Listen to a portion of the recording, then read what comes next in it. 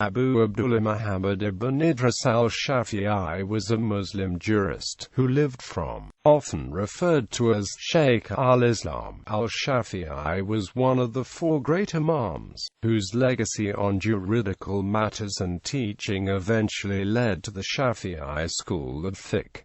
He is often referred to as Imam al-Shafi'i. Introduction. The biography of al-Shafi'i is difficult to trace. Dawood al-Zahiri was said to be the first to write such a biography, but the book has been lost. The oldest surviving biography goes back to Ibn Abi Haytham al-Razi and is no more than a collection of anecdotes, some of them fantastic. A biographical sketch written by Zakaria b. Yahya al-Saji was later reproduced, but even then, a great deal of legend had already crept into the story of al-Shafi'i's life. The first real biography is by Ahmad Bayhaqi and is filled with what to modernist eye would qualify as biased legends. The following is what seems to be a sensible reading, according to a modern reductionist perspective. Biography Ancestry. Al-Shafi'i belonged to the Qurayshi clan Banu Muttalib, which was the sister clan of the Banu Hashim to which the Prophet Muhammad and the Abbasid caliphs belong. This lineage may have given him prestige arising from his belonging to the tribe of the Prophet and his great-grandfather's kinship to the Prophet. However, al-Shafi'i grew up in poverty in spite of his connections in the highest social circles.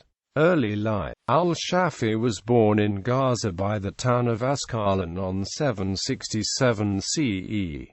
His father died in Syria while he was still a child. Fearing the waste of his Sharif lineage, his mother decided to move to Mecca when he was about 2 years old. Furthermore, his maternal family roots were from Yemen, and there were more members of his family in Mecca, where his mother believed he would better be taken care of. Little is known about al-Shafi'i's early life in Mecca, except that he was brought up in poor circumstances and that from his youth he was devoted to learning. An account states that his mother could not afford to buy him paper, so he would write his lessons on bones, particularly shoulder bones. He studied under Muslim ibn Khalid Arizona Zanji, the Mufti of Mecca then, who is thus considered to be the first teacher of Imam al-Shafi'i. By the age of 7, al-Shafi'i had memorized the Noble Quran. At 10, he had committed Imam Malik's Muwatta to heart, at which time his teacher would deputize him to teach in his absence. Al-Shafi'i was authorized to issue fatwas at the age of 15.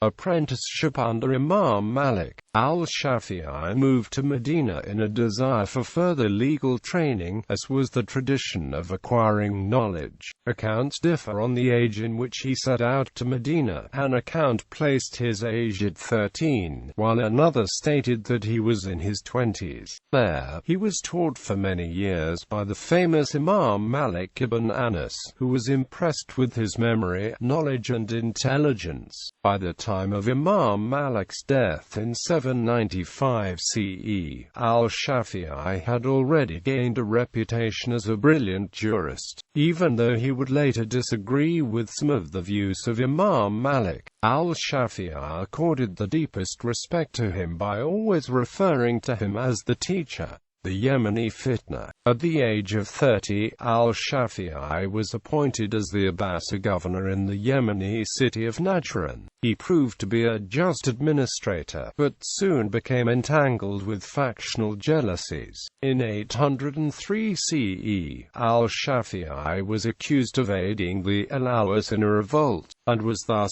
summoned in chains with a number of Alawites to the Caliph Harun al-Rashid at Raqqa. Whilst other conspirators were put to death, al-Shafi'i's own eloquent defense convinced the Caliph to dismiss the charge. Other accounts state that the famous Hanafi jurist, Muhammad ibn al-Hasan al-Shaybani, was present at the court and defended al-Shafi'i as a well-known student of the sacred law. What was certain was that the incident brought al-Shafi'i in close contact with al-Shaybani, who would soon become his teacher. teacher. It was also postulated that this unfortunate incident impelled him to devote the rest of his career to legal studies, never again to seek government service.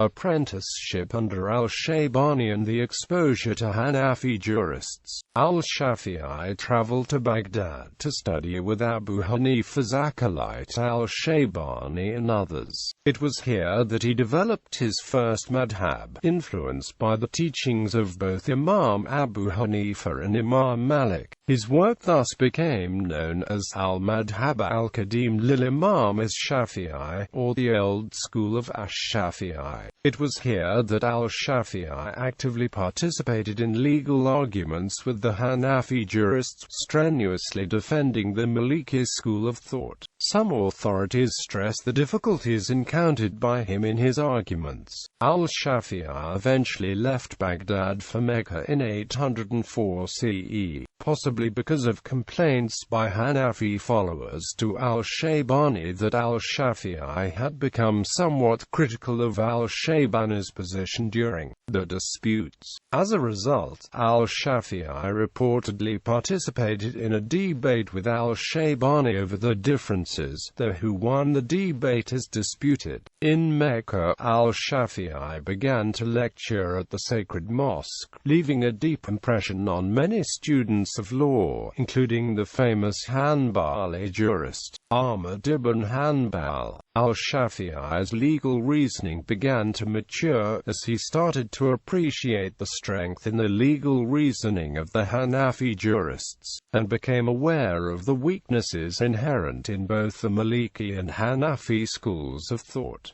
Departure to Baghdad and Egypt. Al-Shafi'i eventually returned to Baghdad in 810 CE. By this time, his stature as a jurist had grown sufficiently to permit him to establish an independent line of legal speculation. Caliph al-Ma'mun is said to have offered al-Shafi'i a position as a judge, but al-Shafi'i declined the offer. In 814 CE, al-Shafi'i decided to leave Baghdad for Egypt, although the precise reasons for his departure are uncertain. It was in Egypt that al-Shafi'i dictated his life's works to students. Several of his leading disciples would write down what al-Shafi'i said, who would then have them read it back aloud so that corrections could be made. Al-Shafi'i biographers all agree that the legacy of works under his name are the result of those sessions with his disciples.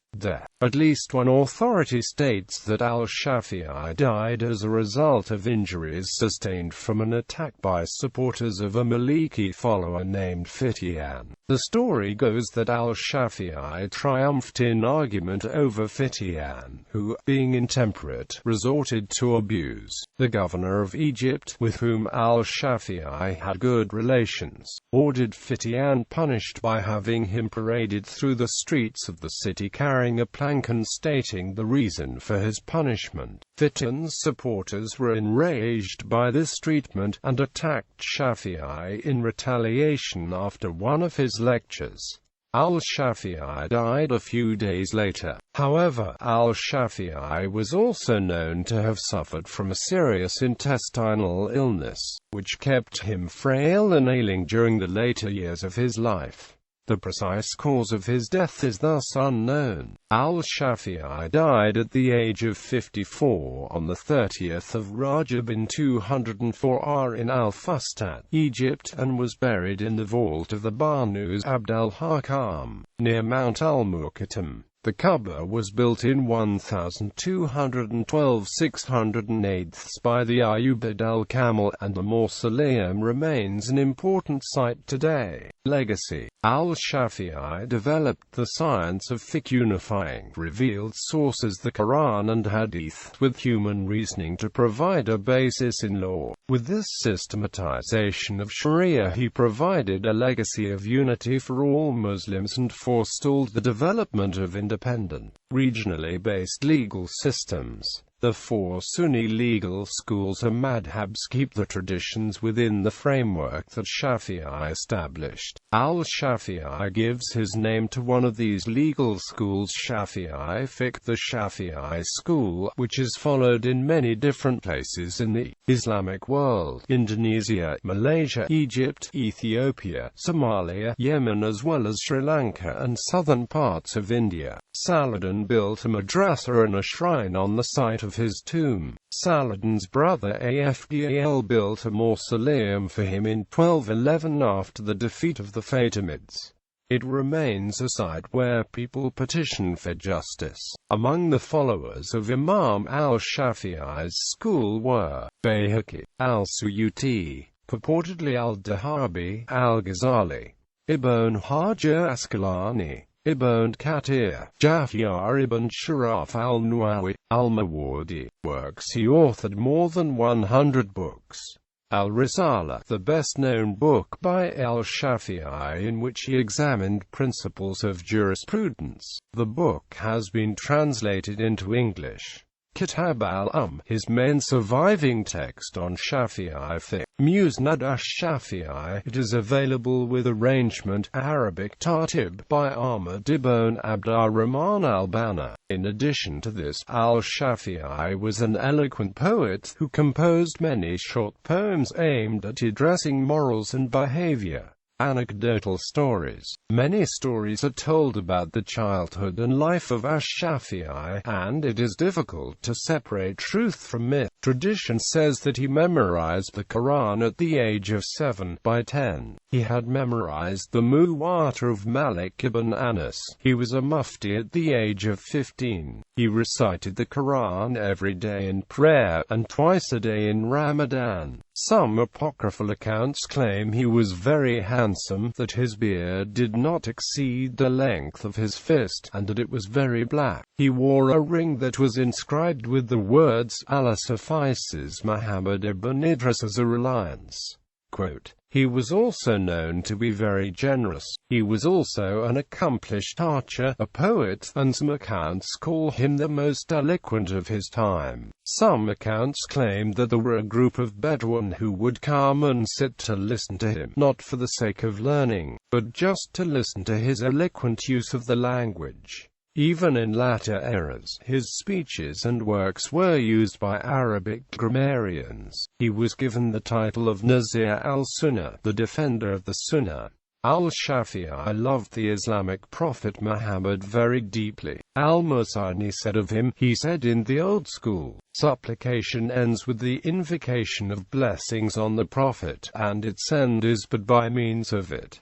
Al-Karabazi said, I heard al-Shafi'i say that he disliked for someone to say the messenger, but that he should say Allah's messenger out of veneration for him. Quote, he divided his night into 3 parts, one for writing, one for praying, and one for sleeping. Apocryphal accounts claim that Imam Ahmad said of ash-Shafi'i, I never saw anyone adhere more to hadith than al-Shafi'i. No one preceded him in writing down the hadith in a book. Quote, Imam Ahmad is also claimed to have said, not one of the scholars of hadith touched an inkwell nor a pen except he owed a huge debt to al-Shafi'i. Muhammad al-Shaybani said, if the scholars of hadith speak, it is in the language of al-Shafi'i. Shah Wali ul-Dihyawi, an 18th-century Sunni Islamic scholar, stated, according to many accounts he was said to have a photographic memory. One anecdote states that he would always cover one side of a book while reading because a casual glance at the other page would commit it to memory. He claimed that the game of chess was an image of war, and it was possible to play chess as a mental exercise for the solution of military tactics.